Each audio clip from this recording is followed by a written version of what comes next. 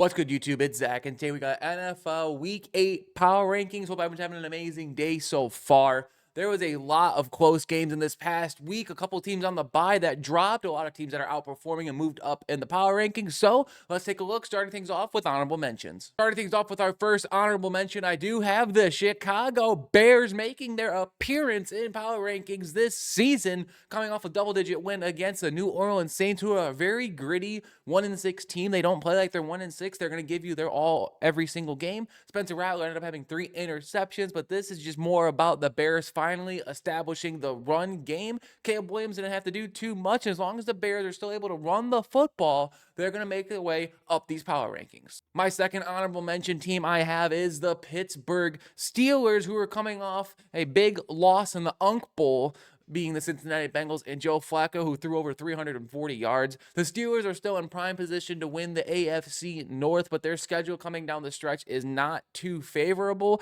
so they're going to have to get some things turned around. Aaron Rodgers still looks like he is playing some of his best football, at least as of recent, and Steelers get the second honorable mention. The final honorable mention I do have is the Infirmary, aka the San Francisco 49ers, who can just barely manage to get a roster together right now. They ended up becoming a really impressive win against the Atlanta Falcons on Sunday Night Football. I actually took the Falcons to win, so my apologies to Mr. Mac Jones and the boys. But 49ers, the highest they're going to get for me is honorable mention, just because they are so banged up. Maybe they'll make some moves around the trade deadline, but not having Nick Bosa and Fred Warner on defense is a cause of concern to say the least. And that's my last honorable mention for now. Starting things off at number 10, taking quite a bit of a tumble on their bye week, I did have the Buffalo Bills, who are just showing right now that they are not in top form. I do expect them to make their way back into the top 5 at some point this season. Josh Allen coming back off the bye week, and I do expect the boys to at least look serviceable. I mean, the last couple of weeks entering that bye week has been really concerning. Their defense, they can't stop anything right now. Bills, I'm sorry to do it to you, but you're at number 10 for now.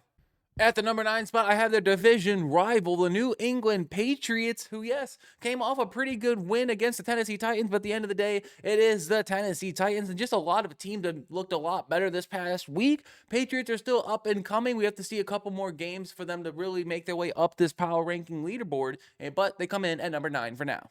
Will this team ever just go away? At number 8, I do have the Green Bay Packers, who get out of another one-score jam against the Arizona Cardinals. Compared to the Patriots and the Bills, they played just slightly better football here, and they are 4-1-1 at the end of the day. I think they're the number 1 team in the NFC right now. And yeah, the Packers, as much as it pains me to say it, are going to be in the top 10 for a while. And yeah, Jordan Love trying to outlive the prophecy right now. At number 7, it was a really short time for them being at number 1, but I do have the Tampa Bay Buccaneers. They lost Mike Evans to most likely a season-ending collarbone injury last night on Monday Night Football against the Detroit Lions, where they got absolutely waxed and outclassed. They're just pretty banged up right now. Emeka Egbuka did end up playing last night. Bucky Irving's out. Mike Evans is out. And hopefully they can just get a little bit healthier, because I still think they're one of the better teams in the NFC right now.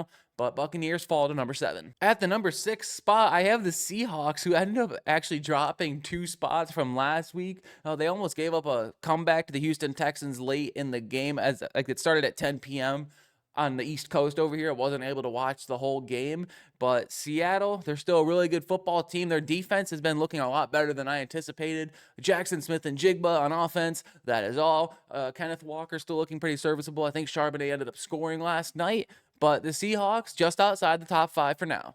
Now we get into the top 5. Coming at number 5, I do have the Kansas City Chiefs, who, yes, they just shut out the Las Vegas Raiders of a score of 31-0. I think they only allowed 100 total yards. 100 total yards in the year 2025 is absolutely diabolical. I'm really surprised the Raiders haven't fired anybody as of yet.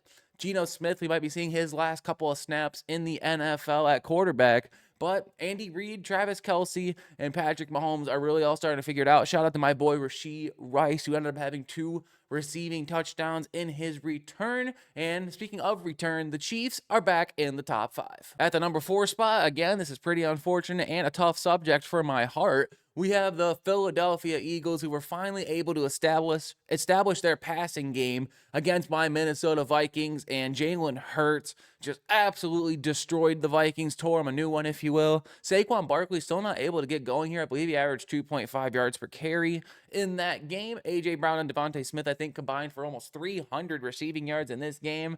Absolutely absurd. But Eagles, they're back into the top 5 for now. Coming in at the number 3 spot, I do have the Los Angeles Rams, who are coming off a really impressive win in London against the Jacksonville Jaguars of a score of 35-7. Puka Nacua did not end up playing in that game, but hopefully he can return sooner rather than later. Shout out to that Rams defense, especially Jared Verse, who were finally able to get after the quarterback, but Trevor Lawrence tends to give teams more sacks than they probably should just because he holds on to the ball too long.